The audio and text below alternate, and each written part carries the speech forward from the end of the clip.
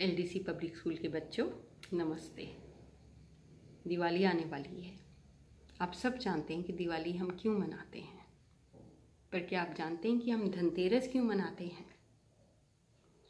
आज मैं आप सबके लिए धनतेरस से जुड़ी जो कहानी है वो लेके आई हूँ। प्राचीन काल में एक बहुत ही अच्छे और न्यायप्रिय राजा थे हिम, और उनका एक बेटा था।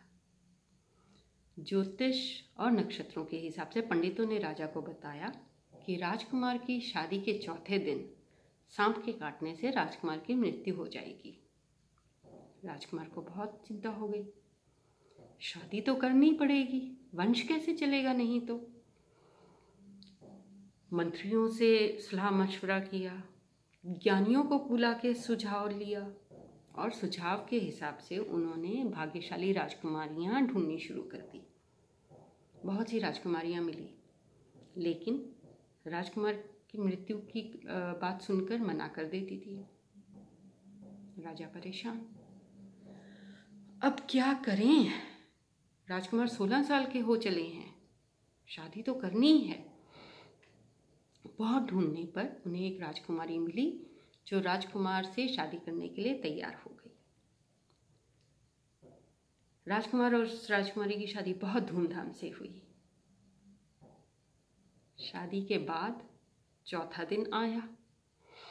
राज्य में हर कोई सांस रोके था। आज राजकुमार की मृत्यु हो जाएगी, आज हमारे राजकुमार मर जाएंगे। राजकुमारी भी तैयार थी। उसने राजकुमार के कमरे में राजकुमार के चारों तरफ महल के खजाने से निकालकर सोने और चांदी के सिक्के, सोने के गहने, इनका बड़ा बड़ा ढेर लगा दिया। कमरे के दरवाजे पर और भी बड़ा ढेर। चारों तरफ कमरे में सोने चांदी के सिक्के और गहनों का ढेर ही ढेर था। और साथ ही उसने उस कमरे में बहुत ढेर सारे खूब दिए जलाए ताकि खूब सारी रोशनी हो। और उसके बाद वो राजकुमार को कहानी सुनाने बैठ गई। पहले एक कहानी, फिर दूसरी कहानी, फिर तीसरी कहानी, फिर एक गाना सुनाया उसने। वो सुनाती रही, राजकुमार सुनते रहे। इतने मगन हो गए राजकुमार उसकी कहानियों में कि भाई खाना पीना और सोना तक भूल गए।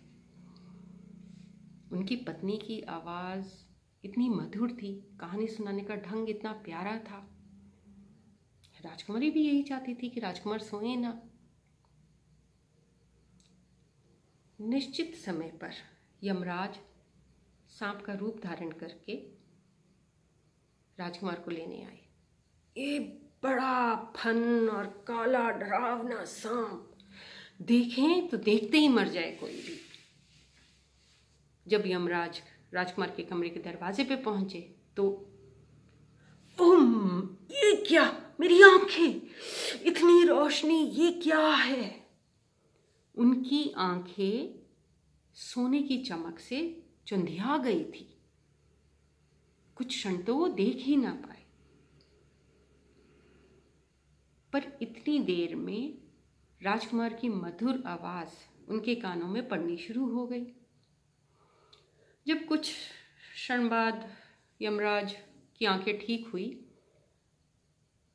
तो वो चुपचाप दरवाजे में जो सोने का बड़ा सा ढेर था उसके ऊपर चढ़े, कुंडली मारकर बैठ के राजकुमारी की कहानी सुनने लग गए।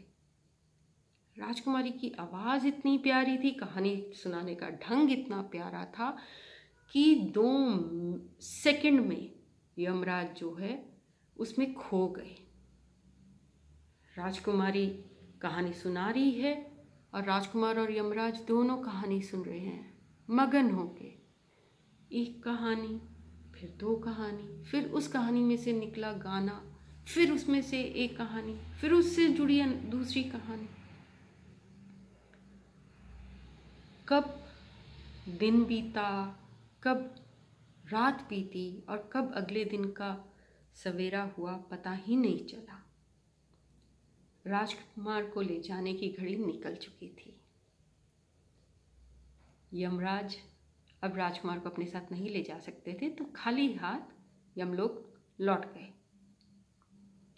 और इस तरह राजकुमारी ने अपनी सूझबूझ, बुद्धिमत्ता और कुबेर और लक्ष्मी की मदद से अपने पति की जान बचाई। धनतेरस को उस दिन को हम धन्वंतरी त्रयोदशी भी कहते हैं, क्योंकि उस दिन सागर मंथन के दौरान समुद्र में से धन्वंतरी देव प्रकट हुए थे। उनके एक हाथ में अमृत का कलश था और दूसरे हाथ में आयुर्वेद। ये आयुर्वेद हमारे स्वास्थ्य के लिए हमें धन्वंतरी देव ने ही दिया है। धनतेरस वाले दिन हम धन्वंतरी की भी पूजा करते हैं, ताकि हमारे घर परिवार के लोग, हम सब स्वस्थ रहें, निरोगी रहें और सेहतमंद रहें। नमस्ते।